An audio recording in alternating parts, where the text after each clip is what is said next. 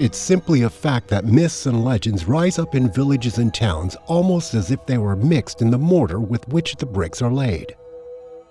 Anywhere you find large gatherings of people, you will find stories, not all of them good. In every group, every community, you will find rumors and tales of sinister things that hide in the dark places and wait for those same people to turn their backs or let down their guards.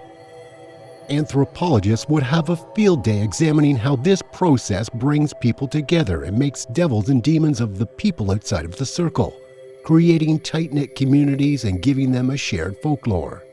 What those same experts often forget, however, is that this type of myth-making does not just occur in the remote villages with picturesque backdrops, in the rural woodlands and imposing mountain ranges. Somehow people think that for folklore to evolve, it has to be in a typically folksy setting. For some reason, you can't carve horror from concrete or hide monsters where there are electric lights. What people forget, of course, is that the brightest lights cast the deepest shadows, and that between the cracks in the concrete and cement, stories like weeds continue to flourish and grow. The Marston Estate in the east of Moulton is no exception. Moulton has always been a place of stories. The town seems to swarm with creepy tales, from stories about witches in the woods to the one about old Ragbag, the scarecrow that took a boy away and ate him. On the Marston Estate, though, things are a little different. Here there really is more concrete pebble dash and cement. The estate was only built in the 1960s, and so the environment seems less suited to stories of ghosts and ghouls than, say, the woods that fringe mountain or the fields where a creepy old scarecrow might stand. Still, even on the estate, we had our terrors. One of the simplest, and yet the one that impacted my life the most, was the urban legend about the dead phone. When I think about it now, and particularly when I come to write it down, it sounds ridiculous. But to us as kids, it was more than just a story, it was absolute truth. The dead phone was, to the rest of the world, simply a phone. I suppose that's all it was in our world too, but it sure didn't seem like it. The dead phone was actually an entire old phone box of the kind that people still use before the widespread use of mobile phones. It was not one of the ancient red phone boxes that still look quite picturesque and appear on biscuit tins and souvenirs for people visiting London. This was a modern, early 90s piece of utility-ware crap. A fairly nondescript booth with glass sides and the logo of the telephone company all up one side. Inside, the wall upon which the phone itself hung was plastered with adverts for takeaway and the odd number for a girl or a boy who would provide other services.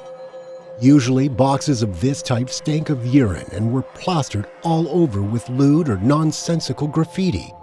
Love notes written in schoolboy code like Jade loves Mick IDST, if destroyed still true, or comments about teachers and authority figures, Mr. Redman is an absolute unit, or something like that.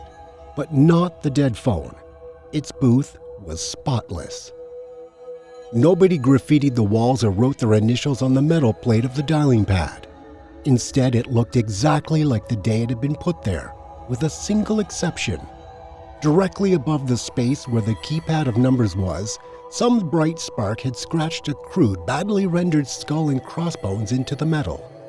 The same talentless artist had then taken the time to scratch a near-perfect circle around the number 6 before writing the number 666.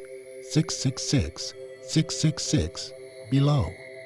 Perhaps it was this odd bit of graffiti, probably put there by the first person ever to use the payphone.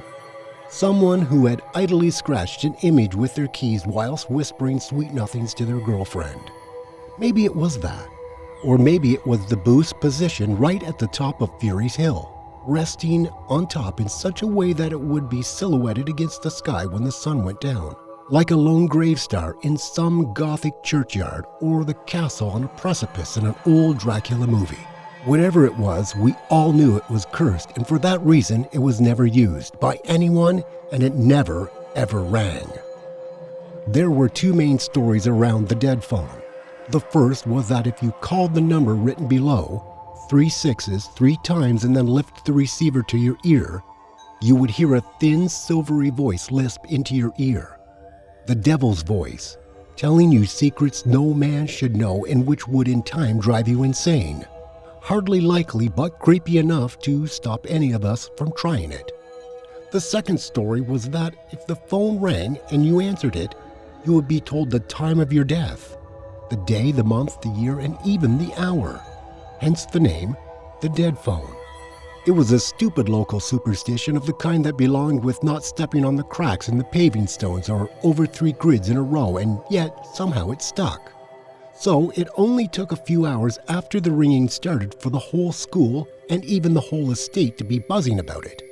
According to the version of the story I heard, the phone had started ringing at midnight, though considering there would have been no one around at that time to hear it, and the fact that midnight seemed like too far convenient an hour for it to have started, I was a bit skeptical of that claim. What was a fact, however, what was dead certain, was that no matter when the phone had started ringing, it hadn't stopped since. It went on for hours. I remember rushing home from school that autumn day with 2 of my friends and finding as we arrived at the bottom of Fury's Hill, a huge crowd standing at the booth. It should have been laughable, a joke that everyone on the estate could join in on, that we would tell our folks about and they would laugh with their mates in the pub about later. But it wasn't. The people standing around the phone were hushed, all of them whispering theories and rumors with a hiss that echoed the rustling of the leaves as the wind plucked their copper hides one by one from the trees. And above that whisper, over the top of it all slicing through the chill autumn air and with fading light, that same repetitive ring. Bring, bring, bring, bring, bring, bring. The sound was metallic, sharp, and somehow aggressively insistent. After every set of 2 rings, there would be a pause of perhaps a second, and we would wait, all of us, expecting it to stop, for that to be the final ring, but instead it went on. Bring, bring, bring, bring, bring, bring. It was cold up there, and the sight of these people all gathered with the same solemn purpose seemed to have something deeply funereal about it. It wasn't something we could go home and tell our parents about, because a lot of our parents were there. They too had been brought up on the stories about the dead phone and had wanted to see what all the fuss was about, or else hear the thing actually ring. They had come up there joking and teasing each other, playing down the fact that in their use they had been frightened by a simple piece of machinery, allowing the local folklore to seep into their bones, to be passed on to their kids. But once there, once they stood face to face with the booth, believing it was nonsense and yet also knowing deep down that it might be the devil, playing down the fact that in their use they had been frightened by a simple piece of machinery, allowing the local folklore to seep into their bones, to be passed on to their kids. But once there, once they stood face to face with the booth, believing it was nonsense and yet also knowing deep down that it might be the devil calling on the other end, they fell into a sort of solemn reverence that scared us kids out of our wits. We watched them as they stood there, all of them staring at the empty booth and wondering, as we did, not only who was the call for, but who it might be, waiting on the other end. Eventually, people trickled away home. They ate their teas, watched the telly, and for a while forgot about the phone and the stupid local legend.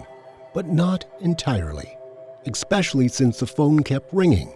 From my house on the other side of the estate, I couldn't hear it, but I was told by those who lived closer that even with the windows closed and the TV turned up loud, the sound seemed to reverberate around the estate, bouncing off the concrete and creeping into homes.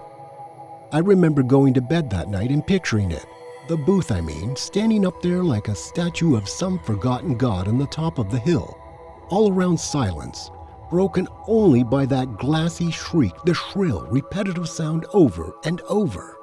Bring, bring, bring, bring, bring, bring. When the house phone rang in the middle of the night, I thought it was in my dreams.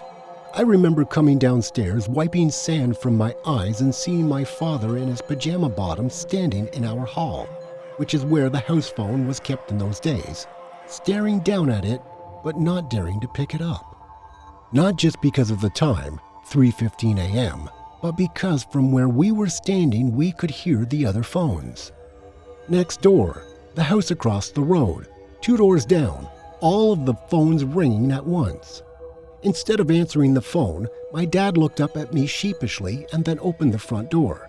Following him and sticking my head out, I saw that half the estate had come to their front doors, as if to confirm with everyone else that their phones were ringing too.